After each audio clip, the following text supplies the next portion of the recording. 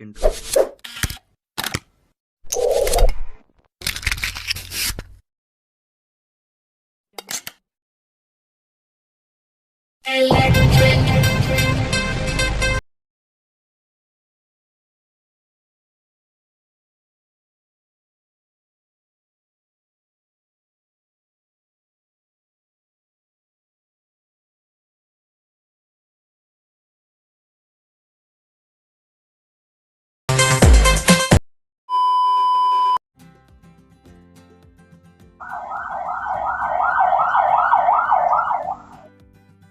And we're back! So, next type of structural members natin is yung tinatawag na frames. So, what do we mean by a rigid frame? So, guys, this is a built-up member of beams and columns which is rigidly connected with each other. So, the stability and determinacy of a rigid frame may also be investigated by comparing the number of unknowns mo, which is consists of your members, joints, etc., the reactions, and your support, which is normally a fixed support, with the number of equation of static available for their solution. So like a truss, a rigid frame may be separated into a number of free bodies of joints, which requires that every member of frame be taken apart. As discussed, there are usually three unknowns magnitude. So we have the N, the shear V, and the moment existing in a cut section of a member. So yung N natin dito is the normal force, the V or is the shearing force, and yung ating M, that will be your moment. So however, if these quantities are known at one section of a member, similar quantities for any other section of the same member can be determined. Hence, there are only three independent internal unknown elements for each member in frames. So para dito guys, ang available equation mo is tatlo. So normally kapag frame, nagsisimula ka sa isang joint kung saan yung unknowns mo can be computed using this equilibrium equation. And then after getting that, same principle lang din parang doon sa truss. So unti-unti mo siyang pinapagapang. Katulad ng method of joint, di ba? So after mo ay joint A, di ba, ang sunod mo pipiling joint is yung katabi niya. Since nahanap mo na yung isang member na unknown. So for this, ang working equation natin is yung 3B plus R is greater than, equal, or less than 3J plus C. So, kagaya lang din dun sa ating truss and yung ating beam. Ang beam mo is the number of member. So, di ba sa trusses, ganito rin yung designation natin for member. That small letter B. R is the number of reaction. So, most of the time naman, the reaction here is a fixed support. So, do sa pinaka-bottom niya.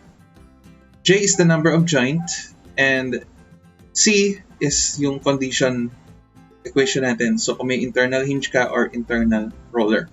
Okay. So, ganun lang din. If you want to know the indeterminacy, the degree of indeterminacy, so you just get the M, or the difference between 3B plus R minus 3J plus C. So let's proceed with the next slide. So ito yung mga examples for this problem. So simulan natin. So again, isulat muna natin yung equation as 3B plus R is greater than, equal, or less than 3J plus C. So first, let's solve for the number of members. So with that, simulan natin. 1, 2, 3, 4, 5, 6, 7, 8, 9, 10. So we have 10 members. Okay, so next we have the reaction. So this is rigidly fixed dun sa ating foundation dito sa pinakababa. So again, kapag fixed ka, so the number of reaction in each support is 3 kasi merong a moment, horizontal and vertical. So this is 3, this is 3. So tatlo lang yan. So 3 times 3, so that is 9. Next will be for the number of joints. So ang joints mo guys is yung connection ng bawat member or yung pinagtagpuan ng bawat member. So ito can be considered as joint 1, this one also 2, 3, 4, 5, 6, and then ito considered as joint then 7, 8, 9. So we have 9 joints. So by applying the equation, so 3 multiplied by 10 and then plus r, which is 9, is equals or greater than or less than 3 times 9 plus c. So wala ka namang internal hinge or internal roller dito. That's why the value of c will be equals to 0. So plus 0. So 3 times 10, so 30, and then plus 9, so that is 39. So that is greater than or equal or less than 27. So 39 is what of 27? So that is 39 is greater than 27. Ibig sabihin, this is statically indeterminate to the, so pag subtract mo lang, so that is to the 8th degree. Okay, so that is the answer for this first problem. Check lang natin doon sa ating ano ba? 39 minus. Mahina kasi ako dito sa simple. Sorry. To the 12th degree pala to. Ganyan kasi tayo mga engineering. Mahina tayo sa simple math. Hindi totoo yan. So 12th degree. Okay, so next example is for this one. So as you can see, meron tayo dito na internal hinge. So, unahin natin yun. So, meron ka ditong C, which is equivalent to 1. So, this one, ito, and ito. So, again, let's start counting the member. So, we have V. So, 1, 2, 3, 4, 5, 6, 7, 8, 9, 10. So, we have 10 members and I think pareho lang din siya nung sa kanina. So, anong nangyari lang, nagkaroon ka lang ng value ng internal hinge or yung value ng C. So, the reaction is 9 din, since tatlong fixed support yan. The number of joint, so 1, 2, 3. So, 9 lang din siya.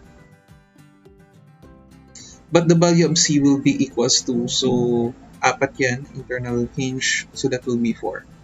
So, when we apply this equation, so 3 times 10 and then plus 9, is greater than, equal, or less than 3 times 9 plus 4. So the equation will be 39 is greater than 27 plus 4. That will be 31. So this is statically indeterminate to the, so ito yung 8, so 39 minus 31. 8 degree. Naglolo ko na talaga yung digital pen ko. 8 degree. Okay. So, check lang natin sa answer key. Okay, so that is 8 degree. Okay, next. So, let's proceed with the next example. So, for this example, so ito, medyo iba naman yung figure natin. So, unahin natin ito, no? So, ito meron siya joint dito. 3, 4, 6, 7, 8. Okay, so 1, 2, 3, 4, 5, 6, 7, 8, 9. So, 9 yung joint. Inuna ko yung joint kasi para at least makita ko na may division siya. And then, yung reaction mo, so that is 3 fixed support. So, that is also equals to 9. Then let's proceed with the member. So 1, 2, 3, 4, 5, 6, 7, 8, 9, 10.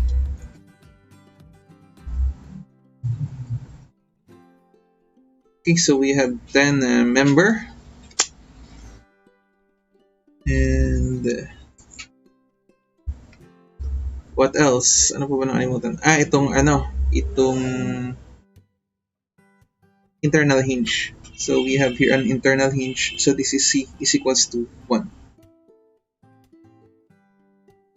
Okay, so the value of C is equals to 1. Ano ba itong Ba't dumudugsong siya?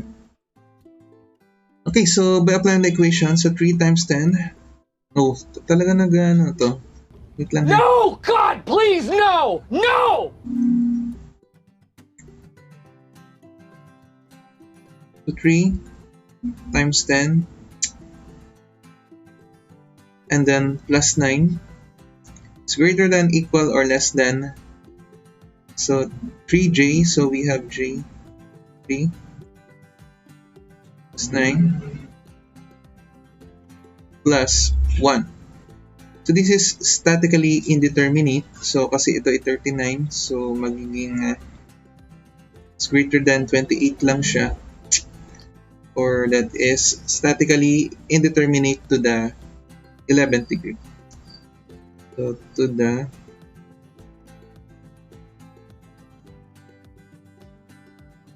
So 28 to, di ba? So to the 11th degree. Okay, so ito yung magiging equation natin. Okay, so let's proceed with the next slide.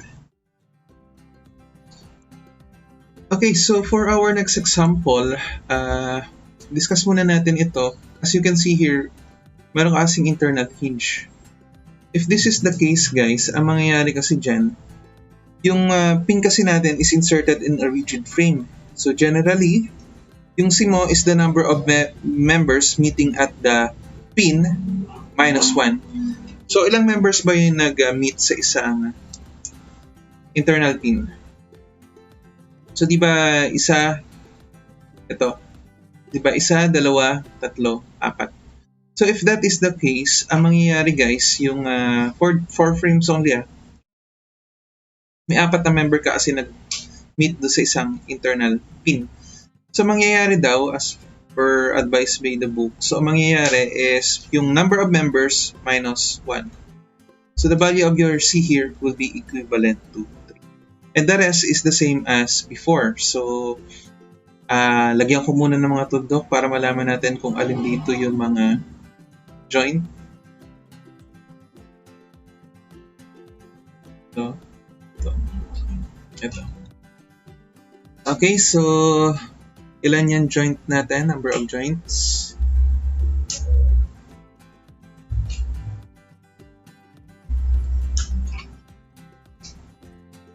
So